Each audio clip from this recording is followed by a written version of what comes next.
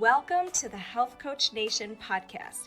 My name is Hailey Rowe. I'm a sales and marketing coach and strategist for health coaches, life coaches, and wellness professionals who want to become a leader in their field by building their online community, rocking their sales process, and finally feeling confident about how they promote themselves and their marketing. On this show, we talk about tips to grow your business, save yourself time, and finally be able to create a sustainable, profitable business. Let's get into it. Today's podcast is brought to you by the Zero to Hero Coach Program. This is my 4-month program teaching coaches and online service providers how to grow your online business, book clients consistently, overcome your sales fears, and finally rock your social media visibility. If you struggle to create a sustainable coaching business, this program is for you. Check out HaileyRowe.com and book your free strategy call with my team or myself today. Thank you. Hello, everybody. I'm super excited to be going live today with a special guest who's going to tell us all about referral marketing. So if you are somebody who has a coaching business or you have an online business and you want to grow the amount of referrals you're getting, which is one of the best ways to market because honestly, it's low overhead, doesn't cost you anything, and it comes from just being a good service provider, you're in the right place today because we're going to be talking about how to do that. So I'm going to go ahead and let our guest come on live with us on Instagram who are listening to the podcast. I am on Instagram at Hailey_Rowe, and you can catch us live many times on that Instagram page. Hey, Mike, thanks for joining me today. Hey, what's up, Hailey? How you doing? I'm good. How are you? I'm well, thanks. Awesome. So can you hear me okay? I have my phone sitting somewhere. I don't know if I'm blocking the speaker. I can hear you well. Okay, cool. So Mike is somebody who has his own, he's helped a lot of online business owners build an agency, which I know is a little bit different than coaching and a coaching business. But Mike, why don't you fill us in on your background, and then we will go into what got you into being such a big fan of referral marketing. Sure, yeah. Like you said, I mainly work with agency owners, but it's not really far, when it comes to a business model, it's not really far from coaching and the coaching business model. Agencies and coaches both, like every business needs clients, right? And so and agencies, same way with coaches, they tend to use the same lead generation strategies and funnels and all that stuff. And one of the forgotten ways to get new clients is the referrals. Kind of like me working on and helping with referral marketing is kind of the reason why I started doing that is because everyone jumped on that ship of doing paid funnels, paid advertising, all that stuff, and kind of jump on that bandwagon of spending a lot of money setting up all the tech and all that stuff, while referrals kind of went to the corner and just kind of forgotten, mysterious, way of getting new clients, which I think is a big mistake, especially for someone who's just starting out, right? You don't have a massive amount of money, cash just laying, around your bank account and just waiting to give it to Mark Zuckerberg and Facebook advertising. So that's why I think, especially when you're starting out, but even if you're already, established coach, established business, not leveraging referrals is a huge mistake, right? Because it's like saying no to a client, a low-hanging fruit, new clients, basically. So that's kind of like why I kind of went into helping my clients to get more clients for their business through marketing and referral marketing. So that's kind of like where it all started up. Love it. Yes, and there's a lot of good points you just made there. Number one, referral marketing. Okay, so if there's a book called The Road to Less Stupid by Keith Cunningham. And one of the questions in the book, because he asks a lot of questions to get you thinking, one of them's about if my business could only run from referrals, what would I change about my delivery process? What would I change about certain things in my business? And so I think there's a couple things when you are going to have a referral program that you got to keep in mind. Number one, like you said, it's when you first start a business and you don't have a ton of capital, it's kind of like you have to look at if I was to stuff my hand in the cushions and pull out any loose change, like what is the low hanging fruit and easy things you can be doing to get growing and get going? And one of the things is incentivizing, hey, do you know somebody? Do you know somebody? And whatnot. So if somebody's new, and they don't have a ton of people to ask for referrals, maybe they only have one or two, what should somebody do to get started or get that going? Right. I think, so the easiest, the fastest, and the kind of like to step back a little bit, the easiest, the fastest way to get more clients is, like you said, kind of find that change that's layering around, right? And trying to go after the low-hanging fruit. And the low-hanging fruit is going and asking your current clients about referrals. Now, I understand if you're a brand new coach, you're just starting out, you don't really have any clients right now to ask, and we can talk about like what to do and how to do it when you have clients. But if you're just starting out, this is your first kind of like, few months or something like that in the space, it's basically looking at the network that you have. It doesn't have to be the network of current clients, but it's just going around 360 degrees and looking at, okay, well, who here is or can be a source of referrals for me in the future, right? How can I leverage that relationship? The biggest problem that people make, like the biggest mistake that people make when it comes to referrals is they think that the referral program is where I get clients because I'm being referred. Now, a referral program is when you proactively build it. So there are a couple of things that you need to remember, and that will be applied to, it doesn't matter if you're just starting out, if you have an existing established business. You have to have something that we call a strategic partnership referral program, right? And what it is basically having a couple of elements in it. One, again, looking 360, who in my network is a potential referral partner for me? And a good referral partner, how do we define that person? A good referral partner is someone who has access, has relationships with people who are a good fit for your business in the future, right? So that partner himself or herself, they don't have to be a perfect client for you, but they might have a foot in the door in a bigger, kind of like audience.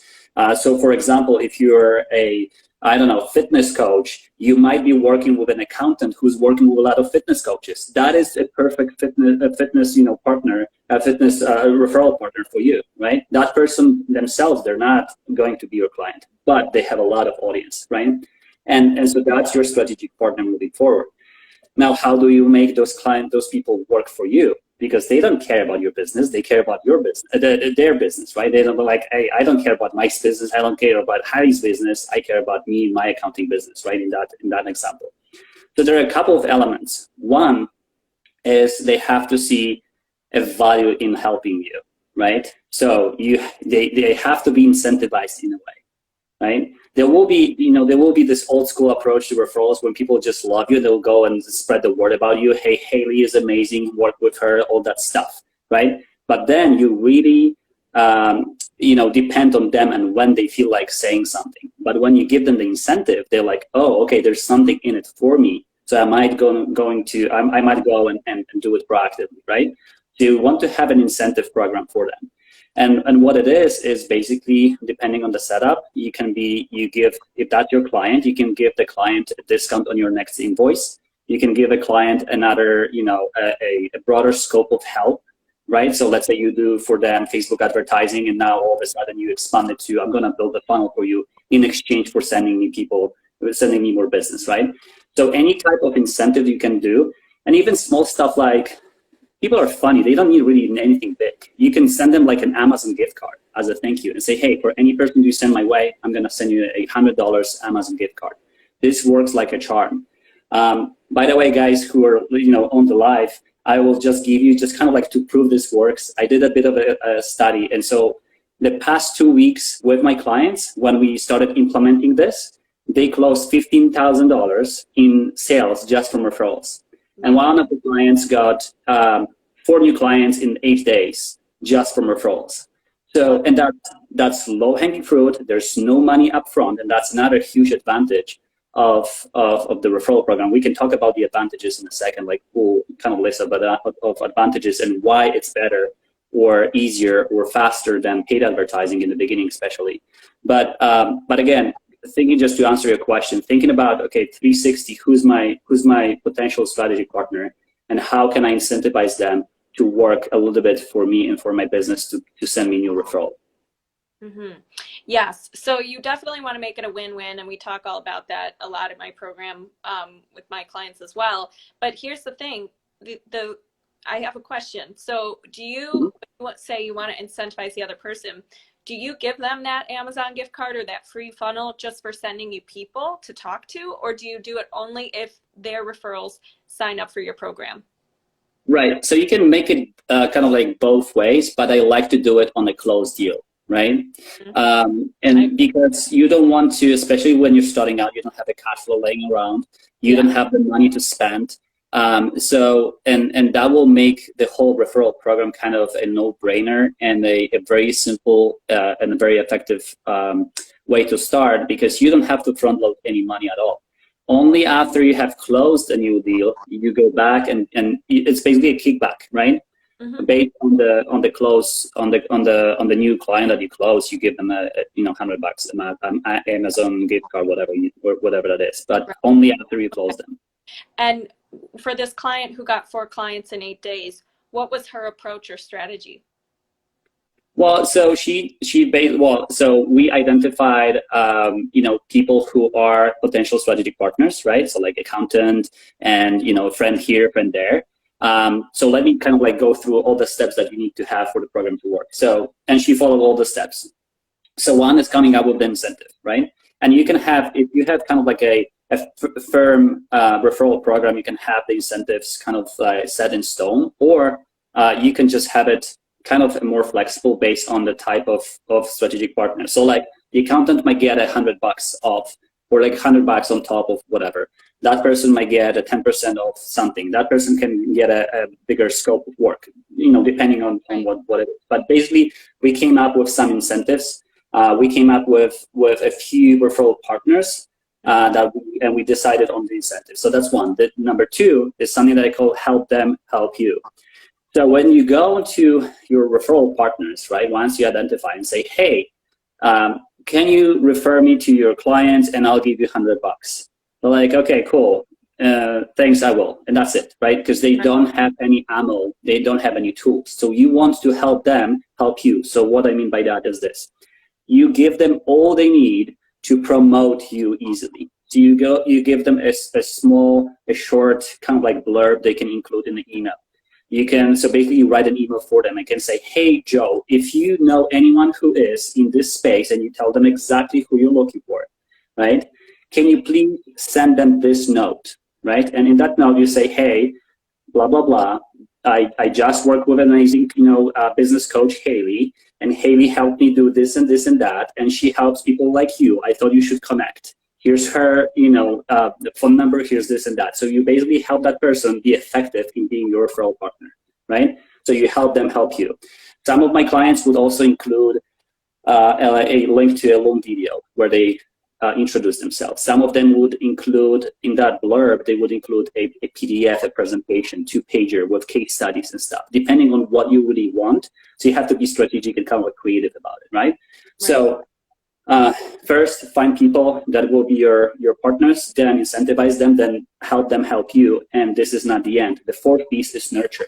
So come back to them every single, I recommend every 30 days and say, hey, Joe, any luck with doing this, any new people that you met, blah, blah, blah. Kind of like keep nurturing them, keep reminding them. That's what I do with my clients on WhatsApp. Every month I send them, hey, just a reminder, there's an incentive program, $1,000 for anyone, blah, blah, blah, right?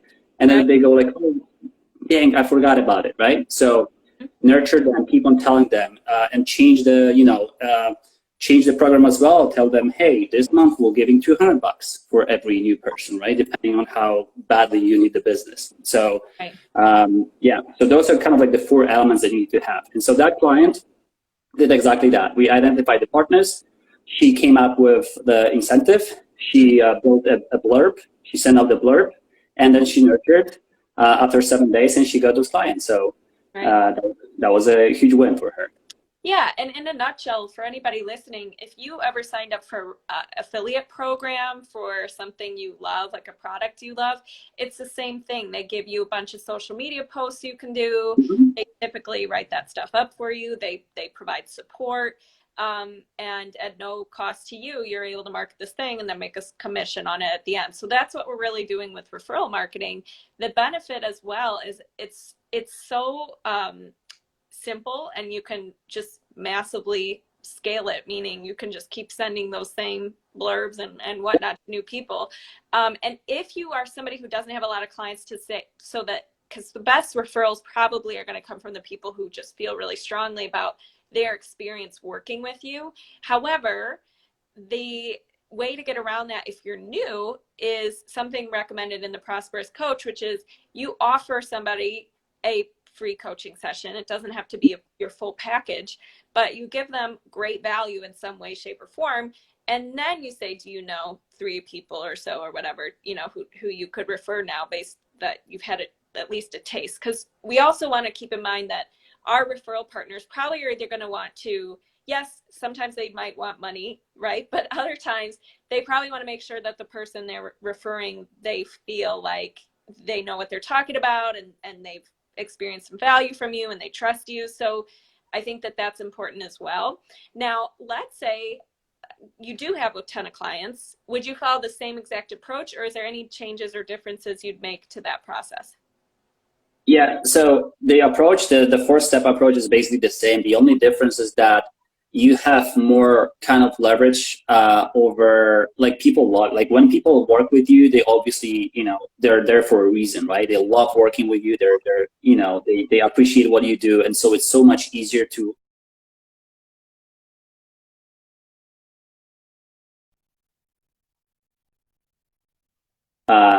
for referrals.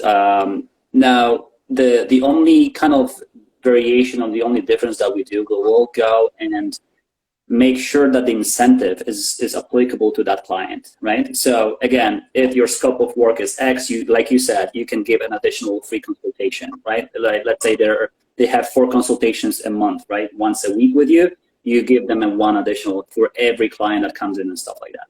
Mm-hmm. There's just one disclaimer here. You have to be careful when you give free consultations and stuff like that, because what happened, and that happened actually for one of my clients, is that she was so effective. People loved her so much. She was so effective with strategic partnerships that people started sending her new clients, and she started closing. So for every client she closed, she would offer free consultation. And that means you're losing, you know, you have to cap it. Yeah. So that's a good idea for people who are just starting out, and like you have 3 clients and there isn't really the risk of you tapping out their time. But when you have 10, 20, 30 clients, it can get dangerous. So then kind of like cutting out, like sending them a discount on an invoice or stuff like that works well as an incentive. Totally. And I think also the 2 things, I had a call yesterday with my business partner, and we were just kind of reflecting on what we've done so far and where are we leaking energy or money or time, or what do we need to, you know, improve. And we realized there were 2 common themes. One is simple and better, meaning less is more, and do a couple things really good, really well, be clear on your offer and that kind of thing. Simple is better. And then the other thing is, why are we making things harder on ourselves than they need to be with things that are, for example, like other forms of marketing that we don't necessarily need, right, to tap into. Right. So I think what we're talking about right now, you know, I would say you don't want to only rely on referrals for your business. I think it's good to have a different couple of tools you're using to market yourself, because at the end of the day, this is something that's human to human, and your referral partners get busy and you can't just rely on them all the time, right? But I think that it's definitely a first one you should probably implement, because like I said, and like you said, it's the low-hanging fruit. So okay, we definitely don't want to fall into the trap of just always offering as our incentive our time with somebody, because that can just get us into trouble. Would you say that when it comes to referral marketing, are there any social media things that your clients do, like social media partnerships, or how would somebody go about pitching something to somebody maybe that they want to partner with on social media? Right. So that's kind of like another topic here. What I you have to be like these days. Unfortunately, you have to be very careful about partnerships overall, and you have to make sure that whenever you do I'm a huge proponent of like having strategic partnerships with people that you really have connection with, either firsthand, directly, or through someone else. And this tends to work really, really well. When you go to social media and kind of like open up to other people, you don't really know what kind of, you don't have that much control over it. Yes, it's more volume on social media, and you can make more money and get more clients like that. But again, it can get a little bit messy, especially these days when there's a lot of unethical behavior and people promoting stuff that's not necessarily tested and proven and stuff like that. Mm-hmm.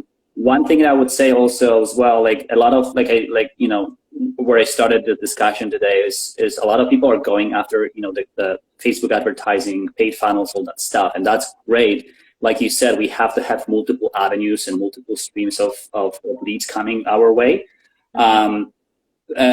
But with anything like that, you have to be aware that anything that you go kind of like, the farther you go from you, the farther you go down, like from people who know you directly, the close rate and the experience that those people will have with you and you with them will be way lower, right? So if someone refers you because they work with you and they refer you to their friend, that relationship is being handed over to that person, and that relationship is kind of like way easier. It's easier for you to work with that person, and it's easier for you to close that person as a client, right?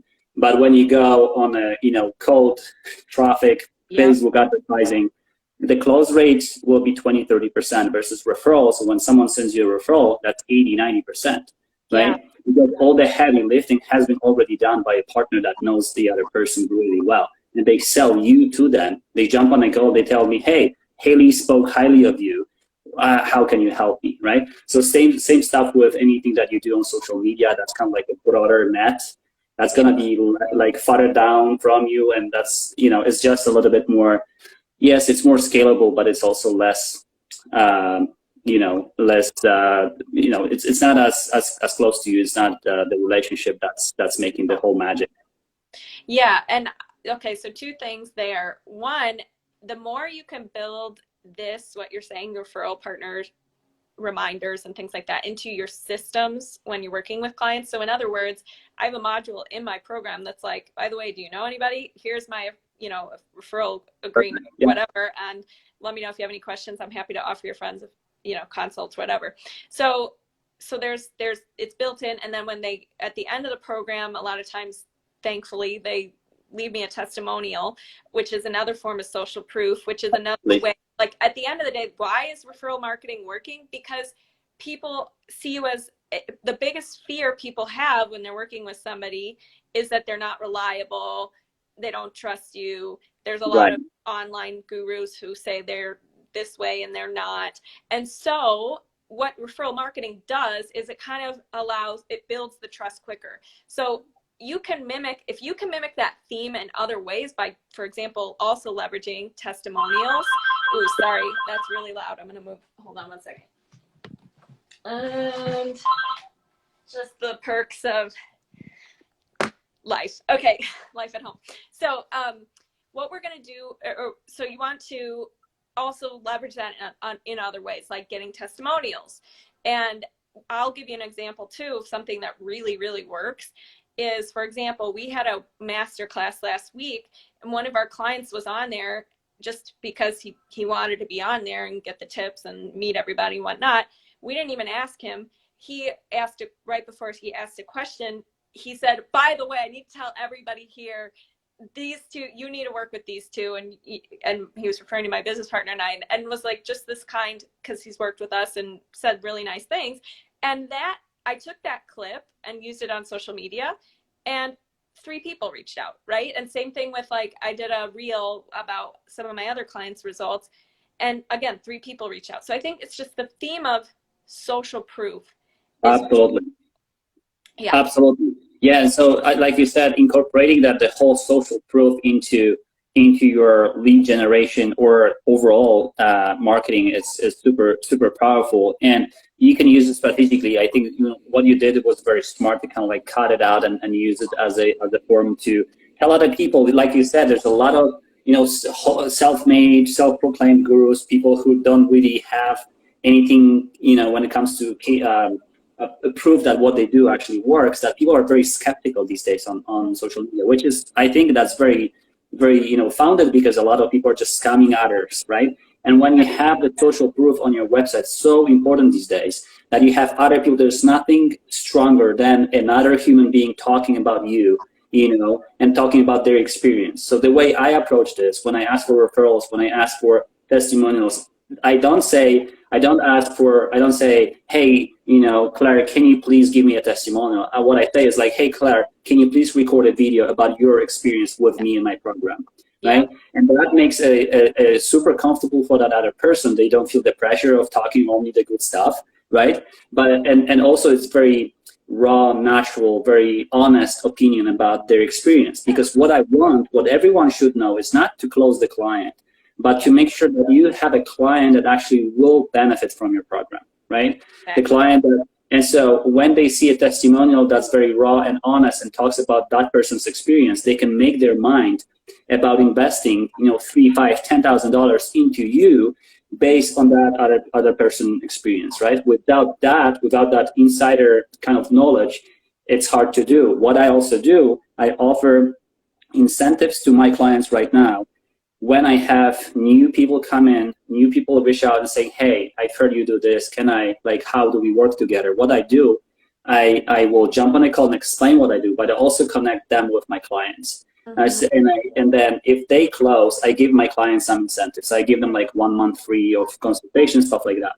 Mm-hmm. Because again, there's nothing more powerful than these 2 guys talking to each other and chatting. And this is, again, kind of like in a referral program as well. They refer me, right?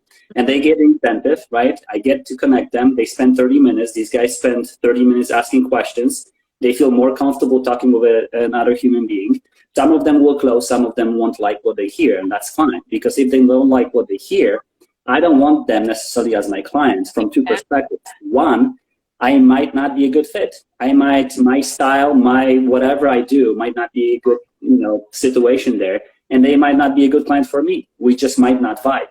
And you don't want to have a troublemaker, right? Exactly. As the client. So I think this is a very important point that you have made here. Social proof overall, and referral marketing being one of the kind of like types of or spin-offs of social proof, is such a powerful thing that a lot of people are forgetting about. Again, jumping on a bandwagon of paid advertising and funnels.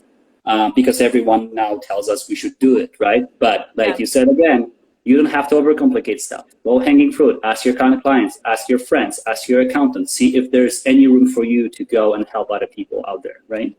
Absolutely. Yeah. And I think some of the most eager people to help people are other business owners, because we all get it and we're all, trying to do our thing, and it's challenging. And so I think another thing to just keep in mind too, like I'm in a women's local, we do it on Zoom during COVID, but a networking group, and everybody's there to support each other. We all know how they share the exact same struggles. They're overwhelmed, or they have perfectionist syndrome or whatever. And we're all there to support each other, and we're in different industries and we complement each other. So there's no it's just a really nice group to be involved with. So I think going back to your original question about who's in your network, if you don't even have people in your network, you got to start doing things like that to meet people. Because if you just are a lone wolf and you don't have a network, period, whether that's on LinkedIn or family and friends of friends, or other business owners you're connected with, like you should have separate tribes and that's important, and not just for your mental well-being, but also in general for your business. And I think the there was one other thing I was going to say about that, and now I can't remember. But here's the other thing: the people who refer you, when you're choosing partners, I would think that you probably want people who, because when you said that your clients would talk to the potential clients, and they have to make a connection. So I think that it's important to think about your tribe. If your program is a group program or something where the group is involved, you do need to think about that, because when I take on clients, one thing I look for is, are they going to be compatible with this group? Like, right. Are they going to fit in with this tribe? Or is it kind of extremely random and people will be like, why is this person here, right? And it is trickier, because that means I can't take on as many people, because I'm like, that would just ruin the vibe in the group.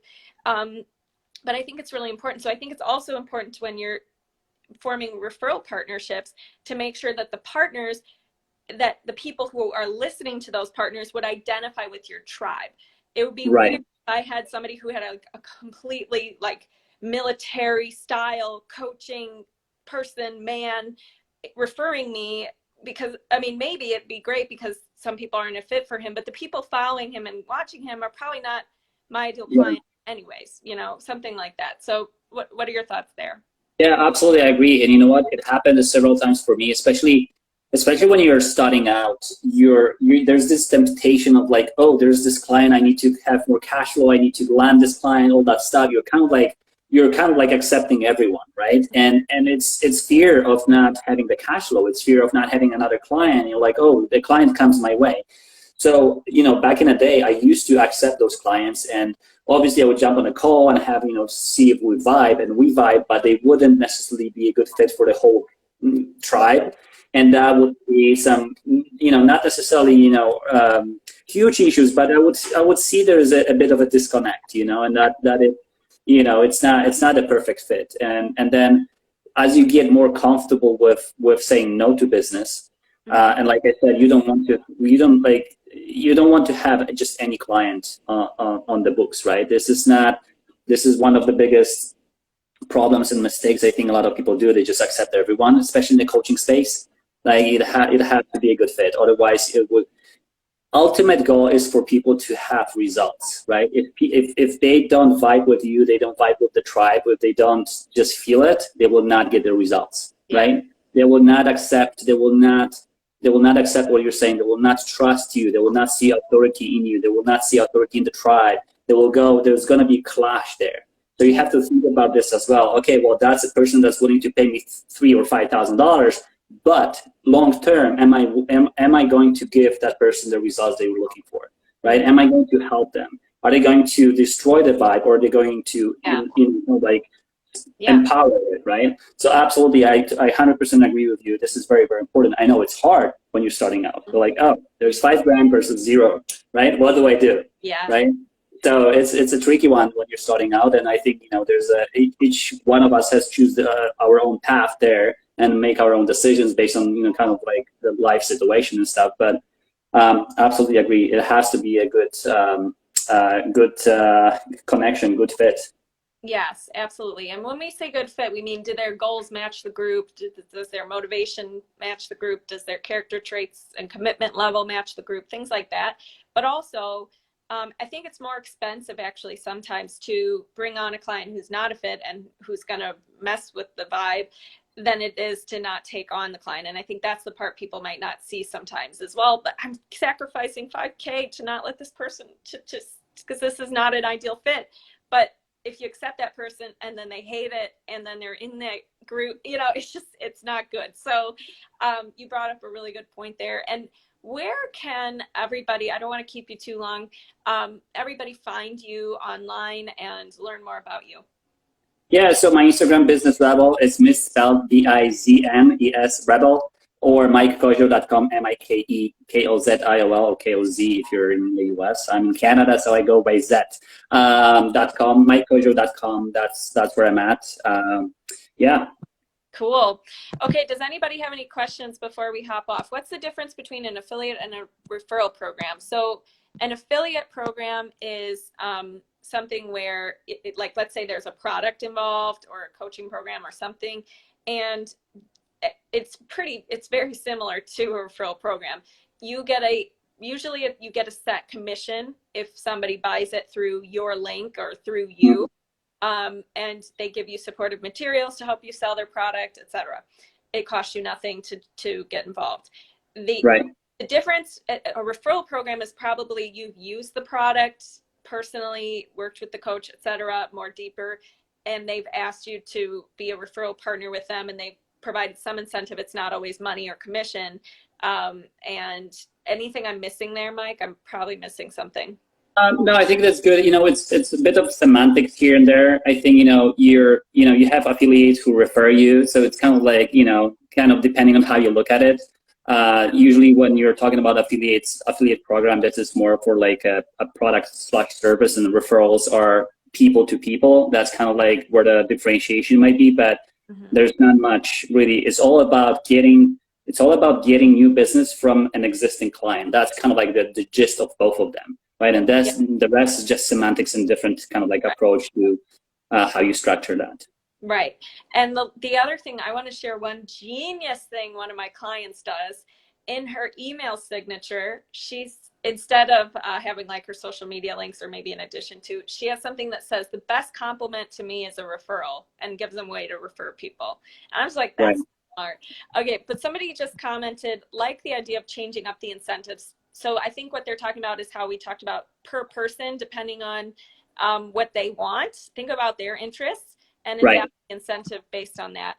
And let's see if there's any other comments. Nope, we're good. So any other questions before we hop off? Going once, going twice, going 3 times. Okay, if not, thank you so much for coming on, Mike. I want to let everybody know who's listening to the podcast that right now I do have a Black Friday offer going on right now to help you attract your dream clients.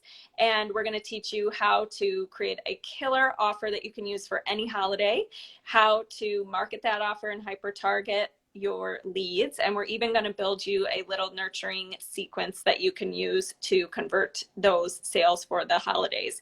So yes, it's very exciting. If you are interested in that and you missed my free masterclass about Black Friday, feel free to just send me a DM on Instagram at Hailey_Rowe, and you can just say Black Friday or Black Friday offer. I'm interested, and I will know what you're talking about. And thank you again, Mike, and hope people connect with you online as well. Thanks so much. Thanks for having me. Thanks. Bye-bye. Thanks. Bye-bye. Thank you so much for listening to today's episode. And if you liked it and want to reserve your very own free sales audit, go to haileyrowe.com/strategy-call to book your very own free sales audit.